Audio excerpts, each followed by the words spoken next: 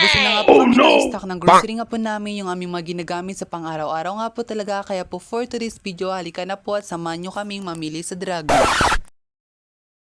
What's up mga kapatid sa buhay ng social media, it's Maggie Nadal, and for today's video, I'm back. Kung interesado ka nga po ngayon sa araw na ito, abay manood ka na nga po for today's video. Naglalakad nga po kami for today's video nga po, alas 5 po ng hapon nga po, dahil pupunta nga po kami doon sa Direct at mamimili nga po kami naming grocery. At habang naglalakad nga po talaga kami, naka-open na din nga po yung mga light nga po dito sa highway. Nakikita nyo nga po yung nga po talaga ang tower nga po dito sa Balayong, at maaari nga po kayong mag-date at pwede nga po magdala kung may dadalhin ka. Pero ako kahit mag-isa lang ako umakit yan, okay lang. Pero kung naawa ka, gusto mo akong samahan, tara na, punta na tayo sa Balayong. Masisaya nga po talaga kung tignan nga po, ito talaga bang naglalakad kami, abay na mulaklak na din nga po talaga yung Balayong dito sa Palawan. Abay kung meron nga po talaga sa Kuyang Cherry Blossom, may kami nga dito naman po ay merong Balayong. By the way nga po mga kapatid, abang ako na lang din nga po talaga mag-isa ngayon naglalakad, abay nandun na din po si Ate lang nga po sa school, naghihintay nga po sa akin. Ikaw, uwi na din nga po namin galing practice, isabi ko nga talaga ay maghintay na lang nga din po diyon siya sa school, Friday na din nga po talaga mapagod. Kaya nga po sa hinaba po na aking paglalakad, alas 6 din nga po talaga ito ng gabi, talagang alas 6 naman nga po talaga yung labasan nila, tila nga doon nga po sa kanilang school. Fast forward nga po talaga mga kapatid, maghihintay na din nga po talaga kami na mag-green nga po talaga ang light, at kami nga po talaga ay tatawid na, at ando na din nga po talaga yung Dragman.